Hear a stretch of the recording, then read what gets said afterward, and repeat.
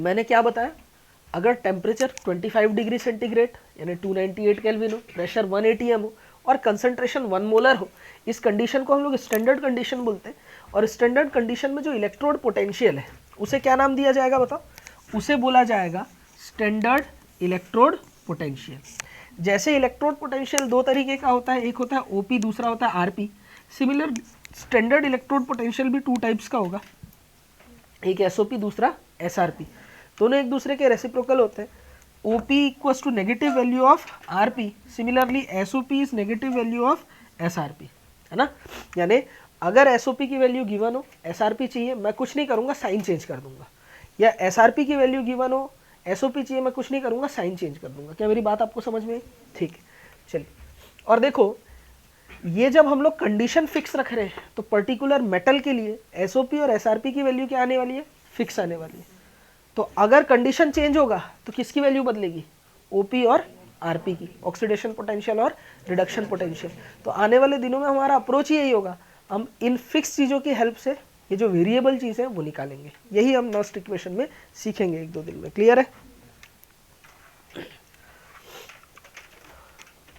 बढ़ सकता हूँ आगे? ठीक है, चलिए देखो E0 Cu/Cu+2 वैल्यू दी हुई है -0.34 वोल्ट। कुछ नोटेशन को समझते निकिता भाई, ध्यान देना बेटा। देखो यहाँ पर Cu से Cu+2 में क्या हो रहा है, ऑक्सीडेशन हो रहा है भाई, ऑक्सीडेशन नंबर 0 से +2 बढ़ रहा है और नॉट दिख रहा है, मतलब ये स्टैंडर्ड कंडीशन है। क्या है? Standard condition.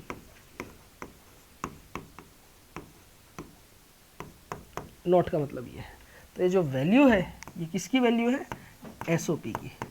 तो इस पर्टिकुलर नोटेशन के लिए इलेक्ट्रोड के लिए SOP की वैल्यू है -0.34 वोल्ट और SRP की वैल्यू क्या रहेगी बताओ, +0.34 वोल्ट। कोई बड़ी बातचीत? हाँ ठीक। Zn+2 से Zn में क्या हो रहा है बताओ, रिडक्शन हो रहा है। अच्छा नॉट है मतलब स्टैंडर्ड कंडीशन है, यानी ये वैल्यू किसकी दी हुई है, SRP। तो जिंक इलेक्ट्रोड के लिए SRP की वैल्यू कितनी हुई, +0.76 वोल्ट। तो SOP की वैल्यू कितनी होगी, -0.76 वोल्ट। क्लियर है? समझ में आया? कोई बड़ी बातचीत? Cl- से Cl2, -1 से 0 ऑक्सीडेशन स्टेट में क्या हो रहा है, ऑक्सीडेशन हो रहा है। तो यहां पर क्या हो रहा है बेटा,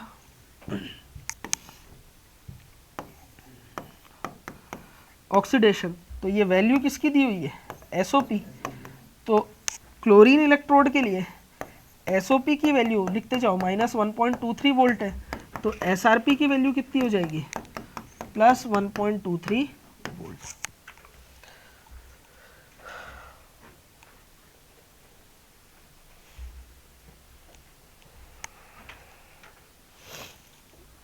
अच्छा वाटर वाला केस को देखो, यहाँ क्या हो रहा है, रिडक्शन हो रहा है कि ऑक्सीडेशन हो रहा है, मुझे बताओ। रिडक्शन कैसे, हाइड्रोजन +1 से 0 में गया, +1 से 0 में जाना क्या होगा, रिडक्शन। तो ये जो वैल्यू है ये किसकी वैल्यू दी हुई है, SRP की वैल्यू दी हुई है। तो SRP की वैल्यू कितनी है, -0.83 वोल्ट। तो SOP की वैल्यू कितनी होगी, +0.83 वोल्ट।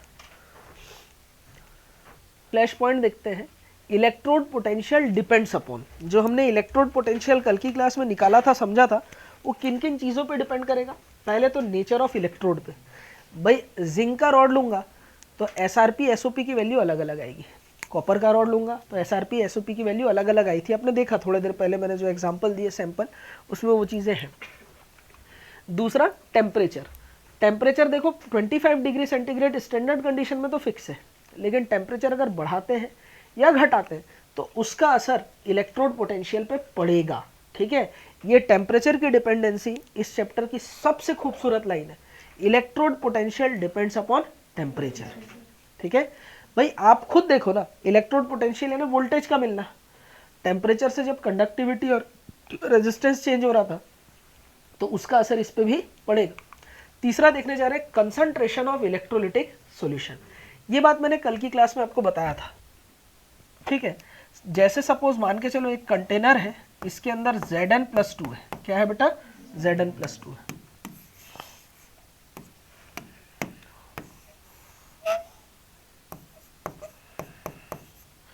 और ये कोई रॉड है, क्या है बेटा, रॉड है। यहाँ पर ऑक्सीडेशन हो रहा है, यानी जिंक जो है वो कन्वर्ट हो रहा है Zn+2 में, और 2 इलेक्ट्रॉन रिमूव हो रहा है, क्या हो रहा है यहाँ पर, ऑक्सीडेशन, यानी यहाँ से Zn+2 इस सॉल्यूशन के अंदर आता जा रहा है, Zn+2 कहाँ आ रहा है, इस सॉल्यूशन के अंदर। तो इस वजह से Zn+2 सॉल्यूशन में आएगा, रॉड में कौन सा चार्ज डेवलप हो जाएगा बताओ, नेगेटिव चार्ज, रॉड पे कौन सा चार्ज डेवलप हो जाएगा, नेगेटिव चार्ज। क्या मेरी बात आपको समझ में आई? अब मैं क्या कर रहा हूँ, बाहर से अगर Zn+2 मिला दूँ, ये बात हमने कल भी किया था, ठीक है, Zn+2 के कंसंट्रेशन को अगर मैं इंक्रीज करूँ, if externally we added Zn+2 ions in electrolytic solution during redox reaction और oxidation, then electrolytic solution become saturated, और सैचुरेटेड जब हो जाएगा इलेक्ट्रोलिटिक सॉल्यूशन, तो इसे और रॉड को Zn+2 देने की जरूरत नहीं है। ये देना तो चाह रहा है, लेकिन सोल्यूशन बोले कि भाई मैं इतने ही Zn+2 होल्ड रख सकता हूँ, इससे ज़्यादा मैं नहीं ले सकता। तुम भी एक लिमिट तक ही समझ सकते हो मेरी बातों को, 5 मिनट से ज़्यादा तुम नहीं झेल सकते, वही वाली बात है। तो उससे ज़्यादा होने पर सैचुरेशन हो जाएगा, और जैसे ही सैचुरेशन होगा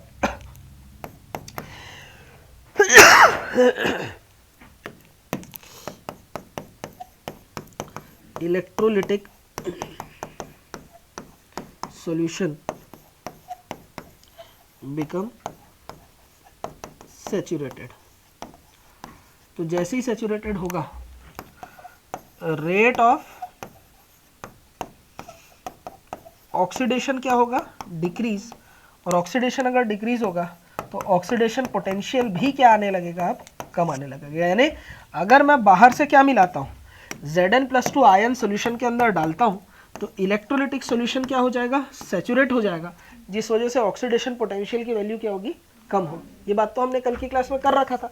सिमिलरली अगर मैं Cu+2 2 इलेक्ट्रॉन को खा करके ये अगर Cu में बदल जा रहा है, यहाँ रिडक्शन अगर हो रहा है, तो इस बात को भी ज़रा परख लेते हैं, ठीक है। ये इलेक्ट्रोलिटिक रॉड है और यहाँ पर Cu+2 था, ठीक है, और हो क्या रहा है, Cu+2 इस रॉड में जाकर के चिपक रहा है, इस बार चिपक रहा है, तो रॉड में कौन सा चार्ज आ जा रहा है, पॉजिटिव चार्ज। कौन सा चार्ज आ रहा है, पॉजिटिव चार्ज, यहाँ रिडक्शन हो रहा है। अब देखो, अगर मैं बाहर से और Cu+2 आयन डाल दूं, तो ज्यादा से ज्यादा Cu+2 आयन इस रॉड से चिपकेंगे, यानी रेट ऑफ रिडक्शन बढ़ जाएगा, और रिडक्शन का रेट अगर बढ़ा तो रिडक्शन पोटेंशियल भी क्या होगा, इंक्रीज होगा।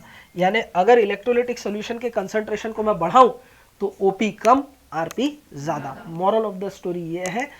ये बहुत इंपॉर्टेंट कंसेप्ट जो मैंने आपको अलग से आपको बताया, ये चीज भूलना नहीं है, एग्जाम में यहाँ से कंसेप्चुअल क्वेश्चन पूछे जाएंगे। बात समझ में आया, ठीक है। थ्योरेटिकल क्वेश्चन पूछेगा ट्रू फॉल्स का, न्यूमेरिकल तो बहुत पूछ लिया, यहीं पे फंसेगा बच्चा। अब जरा समझना, मैं 1 सेंटीमीटर के जिंक के रॉड को Zn+2 आयन सोल्यूशन में डुबाया हूं, तो इलेक्ट्रोड पोटेंशियल अब ज्यादा मिलेगा कि 10 सेंटीमीटर के जिंक के रॉड को इलेक्ट्रोलिटिक Zn+2 आयन सोल्यूशन में डुब करूंगा तब। एक इतना छोटा सा रॉड है, इसे ऐसे समझो, वो दिखा बेटा, कोई भी ढक्कन दे देना पेन का। ये Zn+2 का रॉड है, इसको Zn+2 सोल्यूशन में डिप करूंगा तो इलेक्ट्रोड पोटेंशियल अब ज्यादा मिलेगा कि इस वाले रॉड को डुबाऊंगा तब मिलेगा, बड़े वाले को। जाहिर सी बात है, लिखेंगे electrode potential does not depends upon mass of electrode.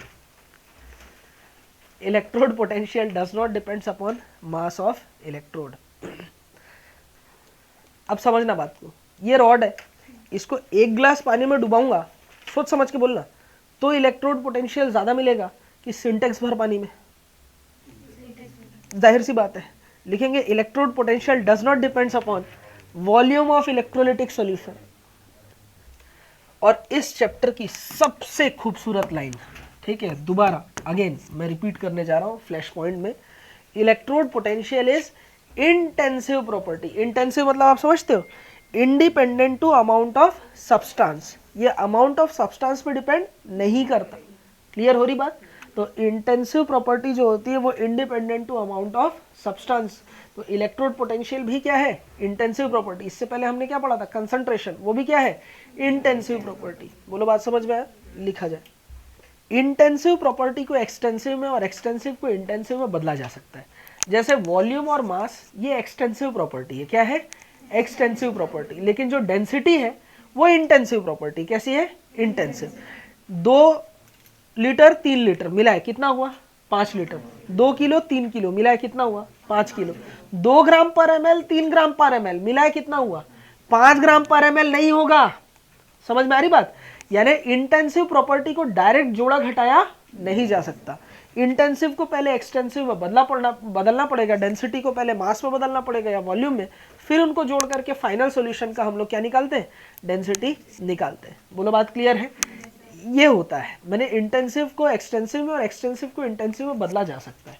तो ये तो ठहरी इलेक्ट्रोड पोटेंशियल इंटेंसिव प्रॉपर्टी। इसको एक्सटेंसिव में कैसे बदले? तो एक रिलेशन है delta G equal to minus N F E. ठीक है, ये इन फ्यूचर हम लोग पढ़ेंगे। Delta G equal to minus N F E. Delta G क्या है? एक्सटेंसिव, गिव्स फ्री एनर्जी, ये एक्सटेंसिव प्रॉपर्टी है। और ई क्या है? हाँ, इलेक्ट्रोड पोटेंशियल, ये क्या है? Intensive property. तो एक्सटेंसिव को इंटेंसिव में और इंटेंसिव को एक्सटेंसिव में बदला जा सकता है। एक क्वेश्चन है, फ्लोरीन गैस था, 2F माइनस बना, 2 इलेक्ट्रॉन खा करके ई नॉट की वैल्यू x वोल्ट आया। अब इस रिएक्शन को मैं अगर हाफ से मल्टीप्लाई कर दूं, इस रिएक्शन को मैं अगर क्या कर दूं? हाफ से मल्टीप्लाई कर दूं या 2 से डिवाइड कर दूं, तो ये हो गया electron half F2 equal to F minus. तो ई नॉट की वैल्यू भी क्या हो जाएगी आप मुझे बताओ? Plus x/2 volt. बोलो होगी नहीं होगी? अरे हूँ हाँ करो। क्लियर है? लिख लो। और ये किया तो गलत किया, काटो। देखो ध्यान दो, अभी मैंने आपको समझाया था कि जो इलेक्ट्रोड पोटेंशियल है वो कैसी प्रॉपर्टी है? इंटेंसिव प्रॉपर्टी है। तो चाहे आप अमाउंट को बढ़ाओ या घटाओ, आधा करो या डबल करो या कुछ भी करो, अमाउंट से इलेक्ट्रोड पोटेंशियल का कोई लेना देना नहीं है। वो डिपेंड करेगा टेम्परेचर पे, ठीक है, नेचर ऑफ इलेक्ट्रोड पे, कि इलेक्ट्रोड आपने लिया कौन सा लिया, फ्लोरीन, कॉपर, जिंक, ठीक है, लिथियम, कैडमियम, कैल्शियम, कौन सा इलेक्ट्रोड ले रहे हो उस पर डिपेंड करेगा। ठीक है, बात समझ में आ रही बात? अरे हूँ हाँ करो। तो अगर फ्लोरीन के लिए ई नॉट की वैल्यू, स्टैंडर्ड इलेक्ट्रोड पोटेंशियल की वैल्यू x वोल्ट है, तो यहाँ पर भी क्या होगी? प्लस x वोल्ट ही होगी। क्या मेरी बात आपको समझ में आई? हूँ हाँ करो। ठीक है, ये क्वेश्चन देखो, AgCl सॉलिड है, ये डिसोशिएट होता है Ag प्लस और Cl माइनस में।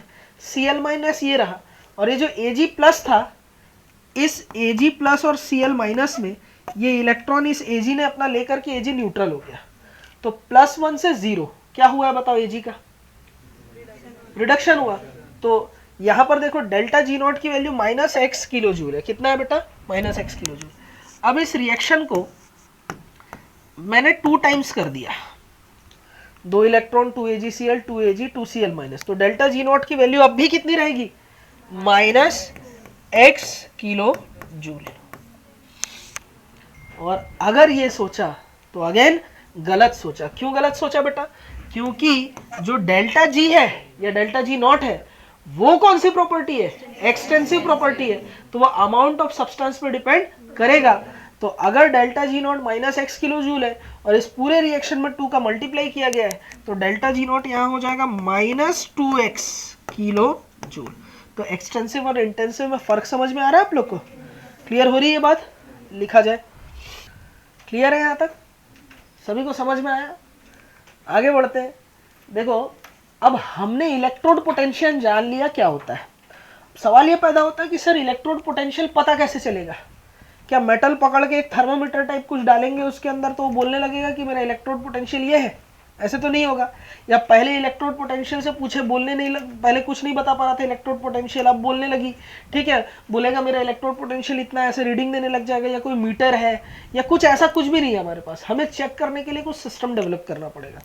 तो हमें पहले इलेक्ट्रोड पोटेंशियल मानने के लिए रेफरेंस लेना पड़ेगा। जैसे मुझे इस लेंथ को मेजर करना था, तो मैंने एक पैरामीटर माना मैंने एक रेफरेंस माना कि 1 सेंटीमीटर इतना जो हिस्सा है ये मेरा पैरामीटर है, ठीक है। 1 2 3 4 5 6 6 बार ये 1 सेंटीमीटर रिपीट हुआ तो इसका लेंथ होगा 6 सेंटीमीटर।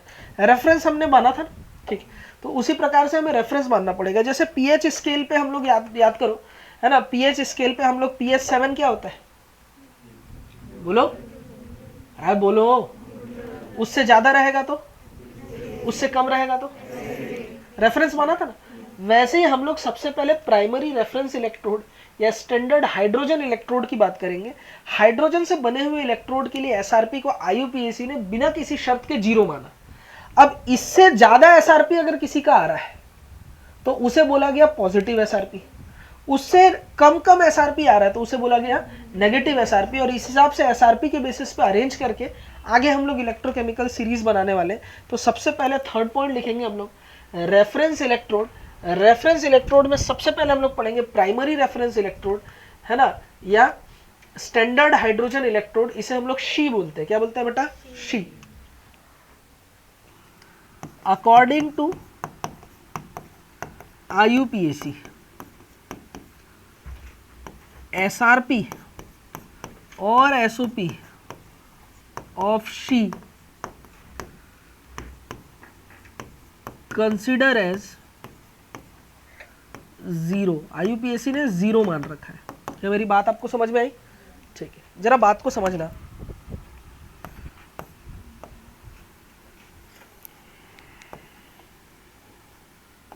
एक कांच का ऐसा यूट्यूब है, बोलो है,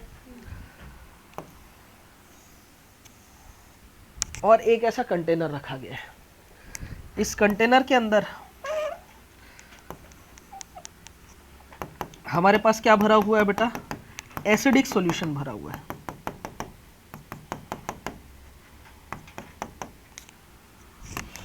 कौन सा सॉल्यूशन भरा हुआ है? Acidic solution. जरा ध्यान से समझना, यहां से हाइड्रोजन गैस पास किया गया, बोलो क्लियर है। यहाँ जो एसिडिक सॉल्यूशन है उसका कंसंट्रेशन H+ का जो कंसंट्रेशन है वो 1 मोलर है। यहाँ तक तो मैं सेटअप कर सकता हूँ। क्या कर सकता हूँ? सेटअप कर सकता हूँ। इसके बाद एक वायर लिया गया, इस वायर को यहाँ से निकाल दिया गया, ठीक है।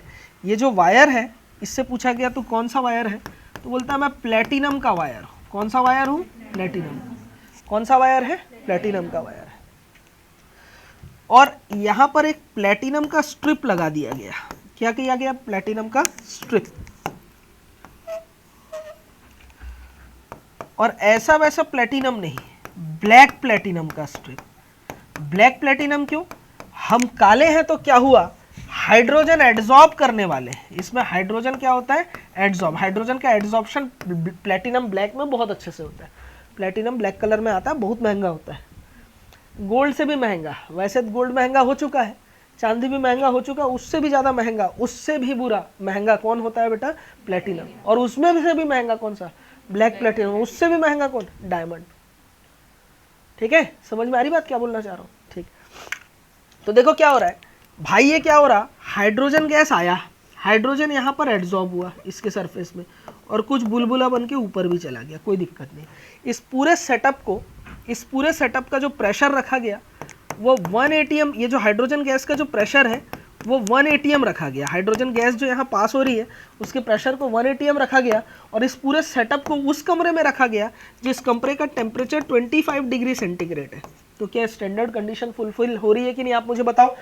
Hydrogen gas 1 atm pressure, temperature 25 degree centigrade, concentration of acidic solution is 1 molar. तो इस सेटअप को क्या बोला गया बेटा? शी। ठीक है, इस शी के लिए अगर मैं एसआरपी कैलकुलेट करूं या एसओपी कैलकुलेट करूं, इसकी वैल्यू क्या आएगी? 0। शी की जो वर्किंग है ये 2 तरीके से हो सकती है। जो हमारे पास हाइड्रोजन इलेक्ट्रोड है इसको 2 तरीके से हम लोग काम में ले सकते हैं। एक तो ले सकते हैं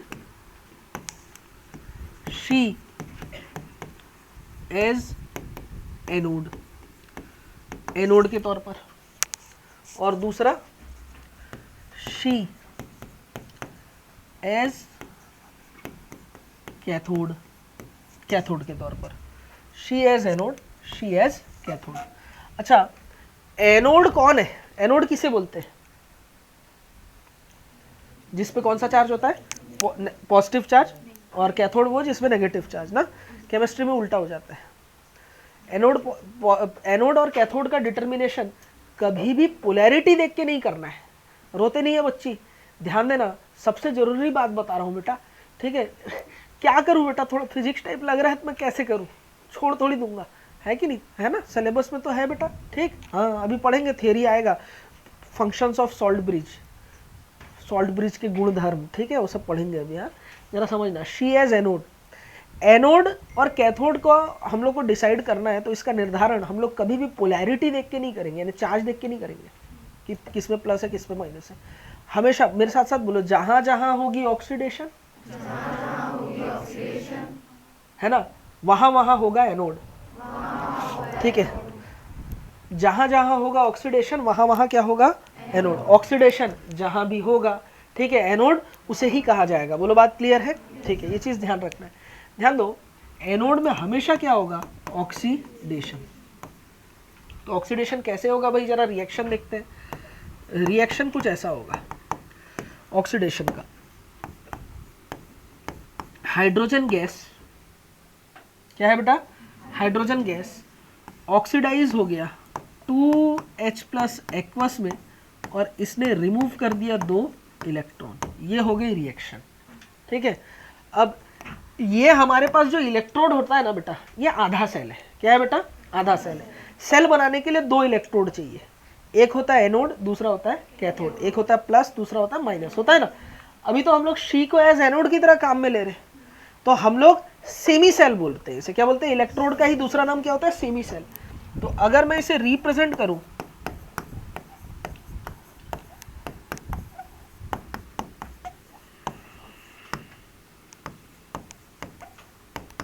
सेमी सेल बोल दो या इलेक्ट्रोड बोल दो, एक ही बात है। कैसे करूंगा? देखो, रिएक्शन के फॉर्म में लिखेंगे। हाइड्रोजन गैस थी, क्या थी बेटा? हाइड्रोजन गैस, बार लगा दिए, ठीक है। ये किस में कन्वर्ट हो गया? H+ एक्वस में। किस में कन्वर्ट हो गया? H+ aqueous. अच्छा, हाइड्रोजन गैस किस पे पड़ा हुआ था? प्लेटिनम में एडजॉर्ब हुआ था ना। तो हाइड्रोजन गैस क्योंकि प्लेटिनम में एडजॉर्ब हुआ था, तो हाइड्रोजन के सामने प्लेटिनम लिखा जाता है। यहां इसका प्रेशर मेंशन करते हैं, हाइड्रोजन का कितना? 1 atm, और H+ का जो कंसंट्रेशन है वो कितना होता है बेटा? 1 मोलर। ये इसे ऐसा मेंशन किया जाता है, इस तरीके से रिप्रेजेंट किया जाता है किसका बेटा? शी का। शी कब? एनोड के तौर पे, ठीक है। इसके लिए अगर E0 लिखूं, H2 से किस में कन्वर्ट हुआ है? H+। तो मुझे बताओ, ये मैं किसकी बात कर रहा हूँ, SRP की, SOP की? बताओ, H2 से H+ में गया, यानी किसकी बात हो रही है? SOP। तो SOP की वैल्यू क्या है? 0। क्या है? 0। ये बात किसकी हुई? SOP की। H2 से किस में कन्वर्ट हुआ? H+, ऑक्सीडेशन हुआ है, तो ये किसकी वैल्यू है? SOP की। जरा समझते हैं। सिमिलरली यहाँ रिएक्शन कैसे लिखूंगा? 2H+ एक्वस 2 इलेक्ट्रॉन को खा करके किस में बदल जाएगा? हाइड्रोजन गैस में। और ये हाइड्रोजन गैस कहाँ एडजॉर्ब हो जाएगी? प्लेटिनम पे। बच्ची जरा ध्यान देना। तो रिप्रेजेंट कैसे करूंगा? H+ एक्वस, जस्ट उल्टा लिखूंगा, हाइड्रोजन गैस, और ये किस पर एडजॉर्ब हुआ है? प्लेटिनम पे, ठीक है। हाइड्रोजन का कंसंट्रेशन कितना है? 1 मोलर, और हाइड्रोजन गैस का प्रेशर कितना है? 1 atm। जब इसको इलेक्ट्रोड पोटेंशियल के फॉर्म में रिप्रेजेंट करना है, तो मैं कैसे लिखूंगा? E0 क्या था पहले? H+, किस में कन्वर्ट हुआ? H2 में। मुझे बताओ यहाँ पर क्या हुआ है? रिडक्शन हुआ, तो ये SRP की वैल्यू, और शी के लिए SRP की वैल्यू यहाँ पर भी क्या होगी? 0 होगी। लिख लो। देखो, अब देखो, प्राइमरी इलेक्ट्रोड से हम लोग इलेक्ट्रोड पोटेंशियल निकाल रहे थे, वो तो ठीक है, प्राइमरी इलेक्ट्रोड हमारे पास शी है, लेकिन उसका सेटअप बड़ा महंगा है। प्लेटिनम का वायर, फिर प्रेशर मेंटेन करते रहो, फिर कंसंट्रेशन भी मेंटेन रखो 1 मोलर, है ना। 1 atm से प्रेशर ज़्यादा नहीं होना चाहिए, टेम्परेचर भी 25 डिग्री सेंटीग्रेड होना चाहिए। ये सारी बातें थी, बड़ा महंगा सौदा था वो। तो हमने कुछ ऑल्टरनेट निकाला, जैसे इसको हम लोग सेंटीमीटर में मेजर कर रहे थे, हमने बोला कि इंच में भी नाप सकते हैं इसे, ठीक है। तो सेकेंडरी रेफरेंस इलेक्ट्रोड की बात कर रहे हैं। हालांकि सेकेंडरी रेफरेंस इलेक्ट्रोड से न क्वेश्चन आया है, न क्वेश्चन आएगा, बस ध्यान रखना है आपको। अगर नहीं बताता तो उधर वाले मास्टर साहब बताए थे, मेरे वाले को नहीं आता होगा, ये ना सोच लो करके बता रहा हूँ, ठीक है। देखो ऐसा कुछ सेटअप रहेगा, ठीक है। इसको हम लोग बोलते हैं कैलोमेल इलेक्ट्रोड। क्या बोलते हैं बेटा? कैलोमेल इलेक्ट्रोड। प्लेटिनम का वही वायर है, ठीक है। इसको डिप करते हैं। सबसे पहले Hg लिक्विड होता है, मरकरी लिक्विड फॉर्म में। इसके ऊपर सिल्वर क्लोराइड का पेस्ट होता है, Hg प्लस Hg2Cl2 का पेस्ट है, ठीक है। नोबल सुना नहीं बेटा?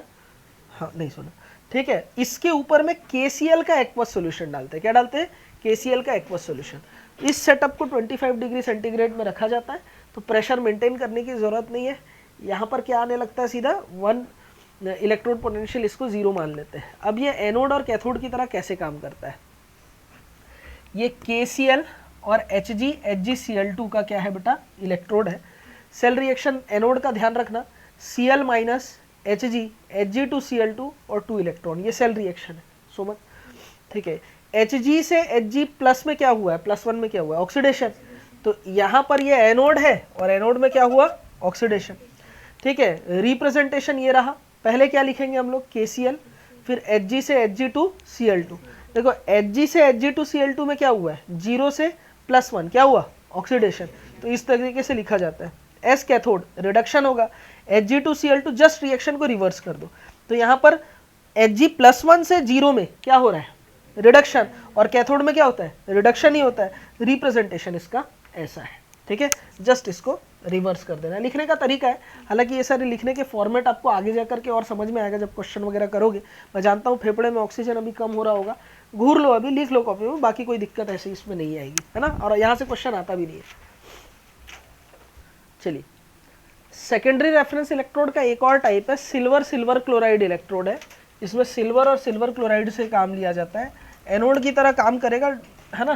तो Ag 0 से Ag प्लस क्या हुआ है? ऑक्सीडेशन। तो ऑक्सीडेशन होने की वजह से ये क्या है? एनोड। और Ag+1 से किस में कन्वर्ट हुआ? 0। यहाँ क्या हुआ? रिडक्शन। तो रिडक्शन हुआ, इसलिए ये कैथोड की तरह काम कर रहा है। ये भी लिख लो, नहीं आएगा क्वेश्चन।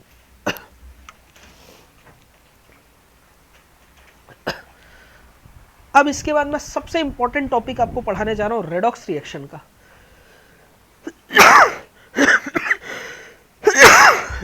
मैंने बोला ना आपको, रेडॉक्स रिएक्शन एज सच कोई चैप्टर नहीं है।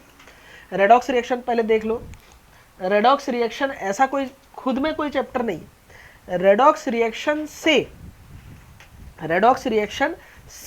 जो चैप्टर, रेडॉक्स रिएक्शन चैप्टर का फॉर्मेशन किन किन चैप्टर से हुआ? सबसे पहले मोल कंसेप्ट चैप्टर आपने पढ़ा। मोल कंसेप्ट में कौन सा वाला part? Equivalent weight and gram equivalent weight concept जो है वो मोल कंसेप्ट में आपने पढ़ लिया। दूसरा, important oxidiser and reducer, oxidation state and valency वाला जो पार्ट है, ये इनऑर्गेनिक में आपने पीरियोडिक क्लासिफिकेशन में मुझसे पढ़ा हुआ। अरे पढ़े नहीं पढ़े? ठीक है, वो पार्ट वहां से आ गया, ठीक है। उसके बाद फिर तीसरा वाला रेडॉक्स रिएक्शन में जो पार्ट आता है वो आता है SRP और SOP से रिलेटेड, वो इलेक्ट्रोकेमिस्ट्री में कवर होता है। किस में कवर होता है? इलेक्ट्रोकेमिस्ट्री में। तो वो पार्ट हम लोग अभी देखेंगे। देखो अभी तक हमने सफ़र की शुरुआत क्या की? सबसे पहले हमने बात करी मेटेलिक कंडक्टर, इलेक्ट्रोलिटिक कंडक्टर की, ठीक है। उसके बाद में भी इलेक्ट्रोलिटिक कंडक्टर में से हमने इलेक्ट्रोड बनाया। क्या बनाया? इलेक्ट्रोड। इलेक्ट्रोड से हमने जाना कि इलेक्ट्रोड का पोटेंशियल क्या होता है, इलेक्ट्रोड पोटेंशियल क्या होता है। इलेक्ट्रोड पोटेंशियल को निकालने का जो डिवाइस है वो क्या था? शी, हमने देख लिया। अब शी की हेल्प से इधर क्या किया बेटा? देखो समझना बात को।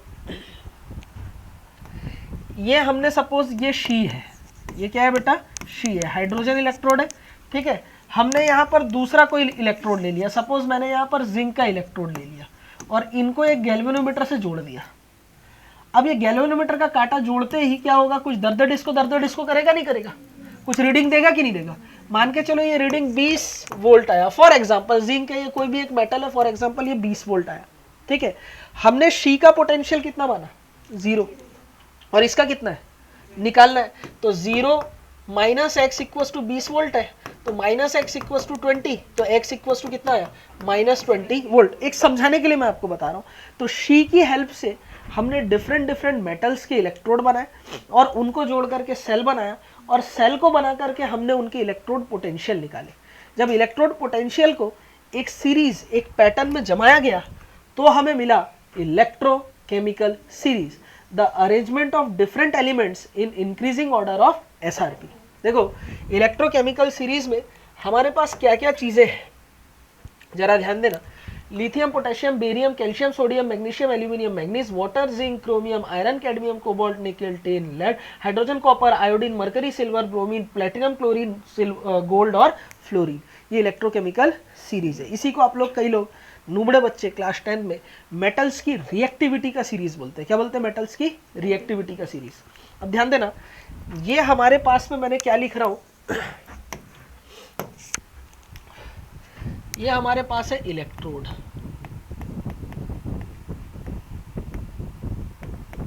ठीक है। ये इलेक्ट्रोड में रिएक्शन हो रही है, क्या? Li प्लस इलेक्ट्रॉन खा करके खुद को कर रहा है रिड्यूस Li सॉलिड में। तो इस कंडीशन में इसकी SRP की वैल्यू आई कितनी? -3.05 वोल्ट। सिमिलरली मैंने मैग्नीज के लिए भी वही देखा, मैग्नीज भी 2 इलेक्ट्रॉन खा के खुद को रिड्यूस किया, और वैसे ही वाटर ने भी 1 इलेक्ट्रॉन खा करके खुद को रिड्यूस किया, किसमें? हाफ H2 और OH माइनस में। तो इस कंडीशन में इसकी SRP की वैल्यू आई कितनी? -0.83 वोल्ट। फिर वैसे ही जिंक ने भी खुद को रिड्यूस किया होगा। किसने रिड्यूस किया होगा? जिंक ने भी खुद को रिड्यूस किया होगा। ऐसे ही मैंने अलग अलग मेटल के लिए SRP निकाला। क्या निकाला बेटा? SRP। SRP के लिए ये रिएक्शन यहाँ हम चाहे तो सबके लिए लिख सकते हैं। वैसे ही जब H प्लस 2 इलेक्ट्रॉन को खा करके हाइड्रोजन गैस में रिलीज होता है, तो अभी हमने सीखा था कि स्टैंडर्ड कंडीशन में हाइड्रोजन इलेक्ट्रोड के लिए SRP की वैल्यू कितनी होती है? 0। फिर फ्लोरीन के लिए जब रिडक्शन की रिएक्शन देखी, F2 2 इलेक्ट्रॉन को खा करके 2F माइनस में बदल गया। तो 2F माइनस में जब F2 बदला है तो इसकी SRP की वैल्यू कितनी आई? +2.87 वोल्ट। आप नोटिस करेंगे तो पाएंगे ऊपर से नीचे जा रहे हैं तो SRP की वैल्यू इलेक्ट्रोकेमिकल सीरीज में क्या हो रही है? इंक्रीज हो रही है। SRP क्या हो रही है? इंक्रीज।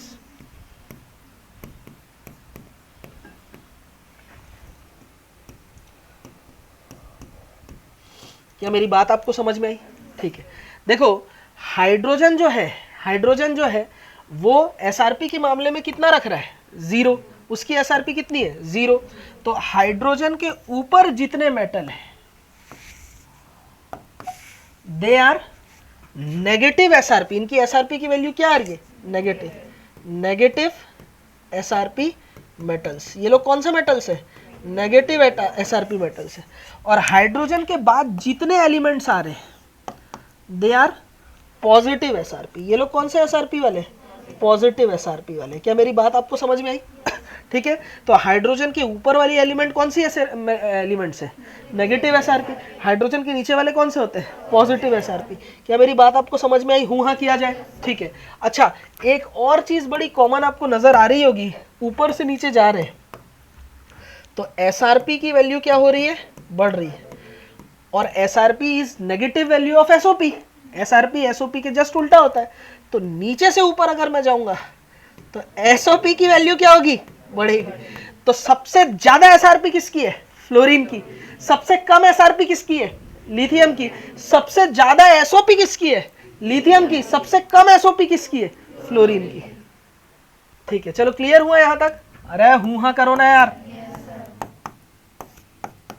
ठीक है, तो ये इलेक्ट्रोकेमिकल सीरीज है। ये सीरीज याद होना चाहिए। लिथियम पोटेशियम, मेरे साथ साथ बोलो, lithium potassium barium calcium sodium magnesium aluminium manganese water zinc chromium iron cadmium cobalt nickel tin lead hydrogen copper iodine mercury silver bromine platinum chlorine silver chlorine gold fluorine. ठीक है, याद रख लोगी? करवा दिया था ना?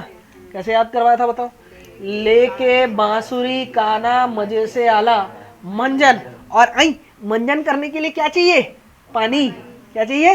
पानी, गुड़ाखू नहीं। मंजन, और मंजन करने के लिए क्या चाहिए? पानी। कर फेंक दे कोई निगाहें बंदरी नहीं, सॉरी सुंदरी प्यार भरी हाइड्रोजन का छापा। किसके साथ? UGGTU के साथ। ये देखो हाइड्रोजन का छापा UGGTU के साथ। बीच बीच में फ्लोरीन क्लोरीन ब्रोमीन आयोडीन आएगा। क्लियर है? तो जो बच्चों को ये इलेक्ट्रोकेमिकल सीरीज याद नहीं है तो वो, जिनको उस समय नहीं आए होंगे तो वो किसी दोस्त यार की हेल्प लेकर के इसको याद कर लेंगे। क्लियर है? निकिता भाई याद है बेटा? बहुत अच्छी। हाँ, चलो हो गया यहाँ तक। हाँ आगे बढ़ो बच्चों प्लीज़। ठीक है, ये आप घर में बनाते रहना आराम से, पूरे फुल पेज में बनाना एकदम। ठीक है, ये कोई रटने वाली बात नहीं है, समझने वाली बात थी। देखो हमारे पास इलेक्ट्रोकेमिकल सीरीज है, लेके बांसुरी काना मजे से आला मंजन कर फेंक दे कोई निगाह सुंदरी प्यार भरी, हाइड्रोजन का छा पा। ठीक है, U G G T U के साथ, बोलो बात क्लियर है? छावा नहीं, छापा। ठीक है, चलो बात को समझते हैं। ऊपर से नीचे आने पर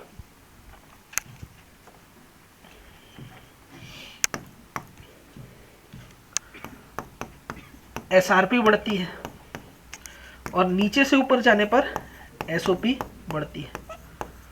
क्लियर है ना? ये चीज तो क्लियर है आपको? ठीक, कुछ काम की बातें लिखाना चाहूंगा, आप जरा ध्यान देना। सबसे मिनिमम एसआरपी किसका होगा बताओ? ऊपर से नीचे आए तो लिथियम। और सबसे मैक्सिमम एसआरपी किसका होगा? फ्लोरीन का होगा। क्या होगा? फ्लोरीन का। अब एक बात को समझना बेटा, ये जो रिएक्शन थी, ये कौन सी रिएक्शन थी? रिडक्शन थी ना। ये सारी कौन सी रिएक्शन थी? रिडक्शन। अब जब मैं एसओपी के लिए ऊपर चढ़ूंगा तो मैं रिएक्शन को रिवर्स नहीं करूंगा। ऑक्सीडेशन की रिएक्शन कैसे लिखूंगा? H2 फॉर्म्स करेगा 2H+ और 2 इलेक्ट्रॉन। तो जब एसओपी की बात होगी तो मैं इधर वाले देखूंगा कि उधर वाले देखूंगा?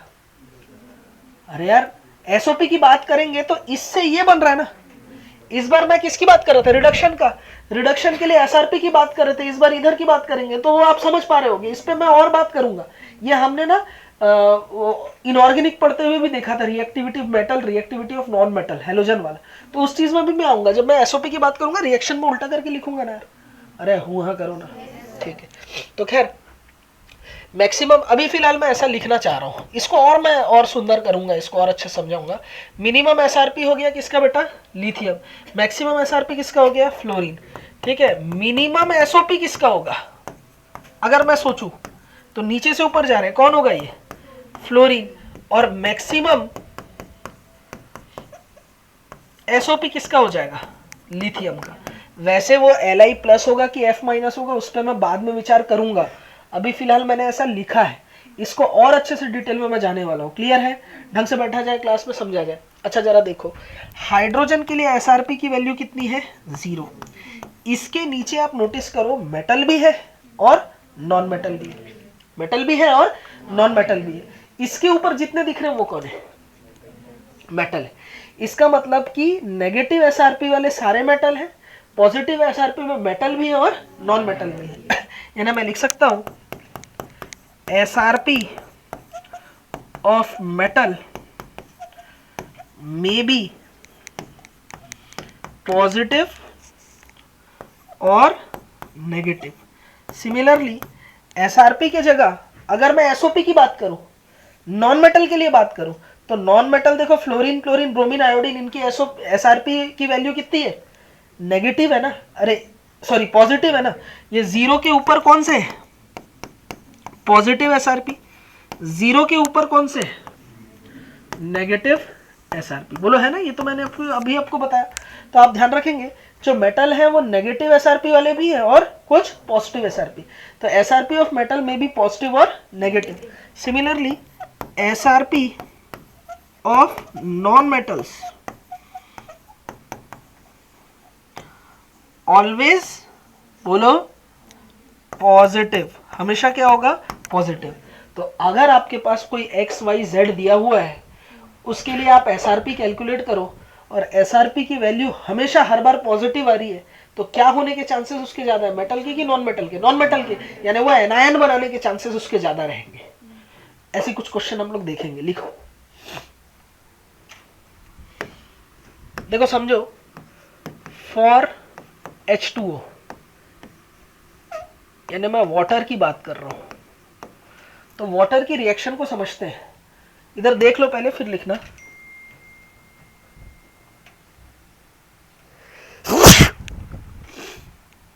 सॉरी,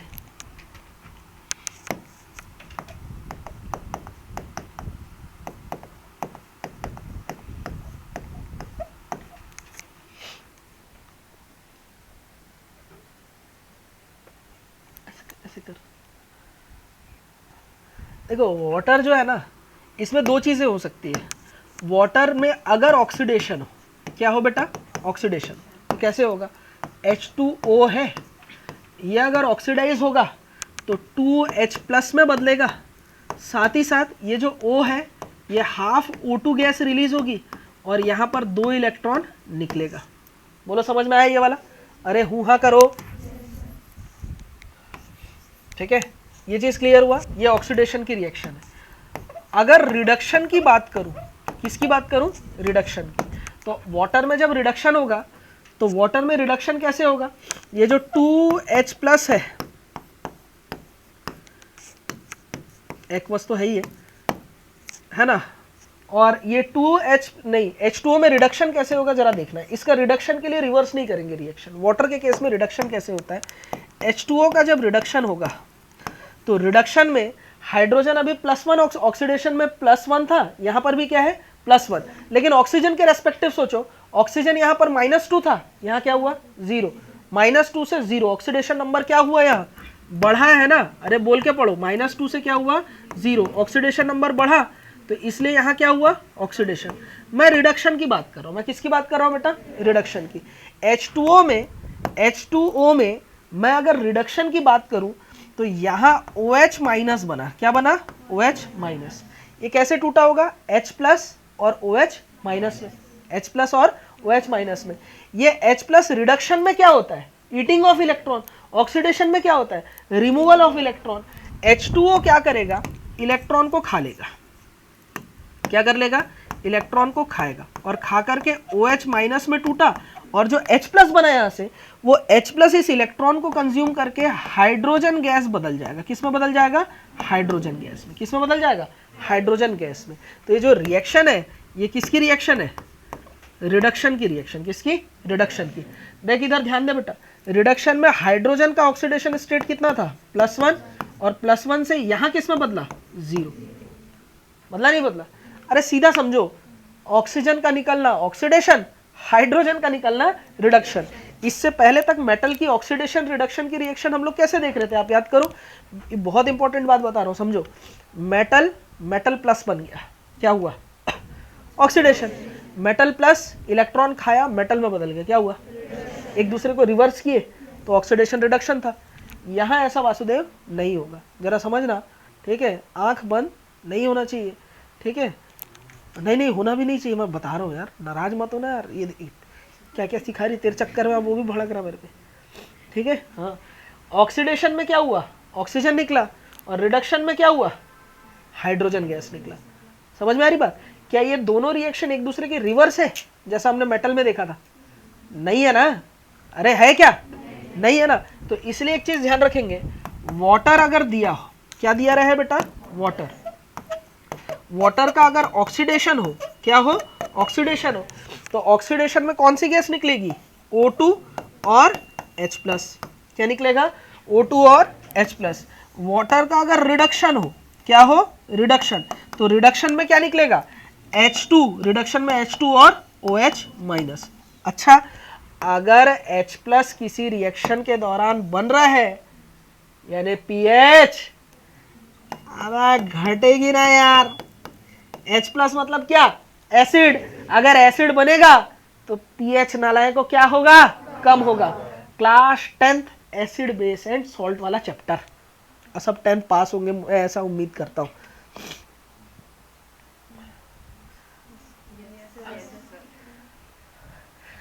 एसिड अगर बनेगा तो pH क्या होगा, घटेगा। अच्छा, यहां क्या बन रहा है, OH-, OH- बन रहा है, यानी बेस बन रहा है, और बेसिक स्ट्रेंथ अगर बढ़ती है तो कसम भगवान गणेश की झुक नहीं पा रहा हूं, दर्द हो रहा है, pH क्या होगा, बढ़ेगा, कमर में नहीं, इधर किडनी, pH क्या होगा, बढ़ेगा। बोलो बात समझ में आ रहा है, अरे हुआ करो। यानी वाटर के ऑक्सीडेशन से pH घटती है, वाटर के रिडक्शन से pH बढ़ती है। Very important concept, only exclusive on flash academy. मेरे सिवा कोई बता दे भिलाई छत्तीसगढ़ रायपुर छत में, तो मारकर त्याग के संन्यास ले लूंगा। बोलो बात समझ में आया, लिखा जाए, अनटिल अनलेस ये मैं यूट्यूब में न डालूं। हो गया, चलने दे, थोड़ा थोड़ा चलने दे, लिखा सभी ने। अब हम लोग सबसे इंपॉर्टेंट चीज देखने जा रहे हैं, जहाँ से क्वेश्चन एग्जाम में भर भर के आएगा, आपके मॉड्यूल में भी भर भर के दिया हुआ है। आप कुछ अच्छी बुक्स अगर सॉल्व करते हैं, मेरे रिकमेंडेशन में जो मैंने एन अवस्थी सर की बुक आपको रेकमेंड की थी, उस बुक को अगर आप सॉल्व करते हैं तो यहाँ से क्वेश्चन मिलता है। और इस क्वेश्चन में लफड़ा क्या है जरा देखना, ये क्वेश्चन में गलत आंसर भी होगा, और गलत आंसर बच्चा किसी तरीके से गलत लॉजिक से लगाता है, लॉजिक गलत लग गया तो गलत आंसर आएगा, और गलत आंसर ऑप्शन में दिखेगा लेकिन बच्चे को उसी को टिक करके आ जाएगा। बच्चा बहुत कॉन्फिडेंट रहेगा, अरे ये मेरे से बन गया, अरे इजी क्वेश्चन है। ये क्वेश्चन छोटे बड़े प्यारे से दिखते हैं, चुन्नू चुन्नू लगता है हमें, छोटा क्वेश्चन है तो आसानी से बन जाएगा, बड़ा क्वेश्चन है तो टाइम लगेगा, हमें ये लगता है। हम अटेम्प्ट करते हैं और वहीं गलती होता है। आप सोचते हो मिलेगा 4 नंबर, आता कितना -1।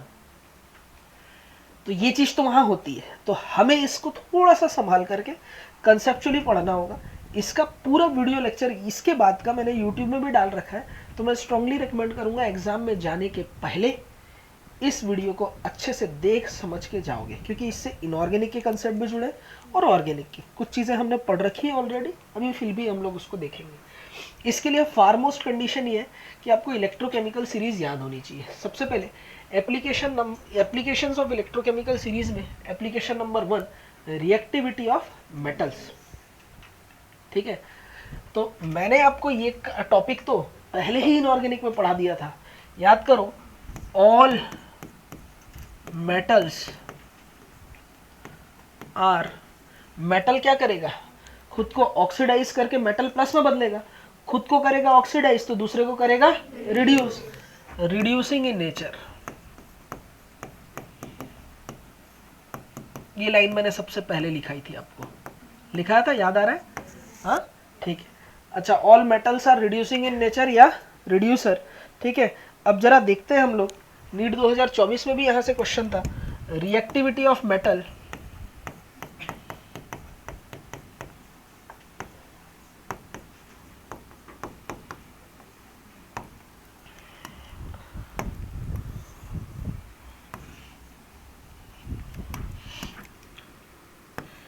Eight gaseous state. Gaseous state में जब आप रिएक्टिविटी देखते हो मेटल की, तो मेटल वो अच्छा जो आसानी से इलेक्ट्रॉन दे दे, और आसानी से इलेक्ट्रॉन वो देगा जिसकी आईपी क्या होगी, कम होगी। यानी reactivity is inversely proportional to IP, और इसके एग्जाम्पल मैंने आपको करा रखे थे, मैं इस पर बहुत ज्यादा बात नहीं करूंगा। दूसरी चीज, एट एक्वस कंडीशन, अगर एक्वस कंडीशन हो तो रिएक्टिविटी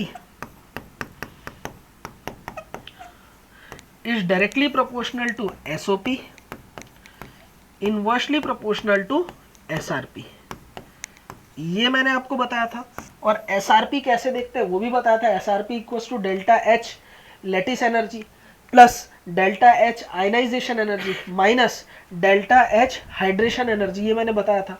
और रिएक्शन की स्पॉन्टेनिटी के लिए डेल्टा एच हाइड्रेशन एनर्जी की वैल्यू क्या होनी चाहिए, ज़्यादा होनी चाहिए। इस बेसिस पे नीचे से ऊपर जाए अगर इलेक्ट्रोकेमिकल सीरीज में एसआरपी कम होनी चाहिए। एसआरपी सबसे कम किसकी थी, लिथियम की थी। ठीक है, तो मोस्ट रिएक्टिव मेटल कौन हुआ इस बेसिस पे,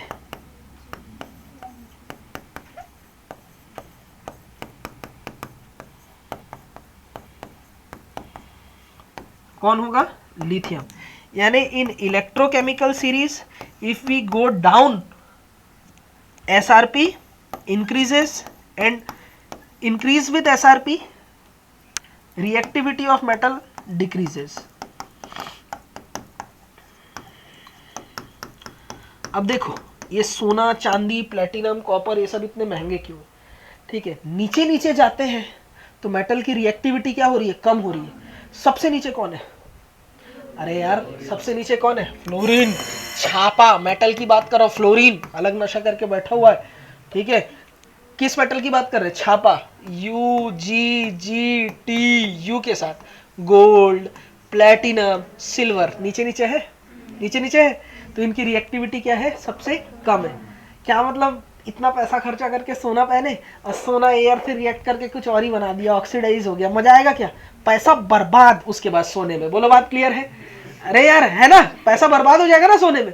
तो हम लोग क्या करते हैं बेटा, इसीलिए जो महंगे क्यों है उसका रीजन भी तो देखो आप, ऊपर से नीचे इलेक्ट्रोकेमिकल सीरीज में जाते हैं, एसआरपी क्या होती है, बढ़ती है। एसआरपी बढ़ेगी तो मेटल की रिएक्टिविटी क्या होगी, कम।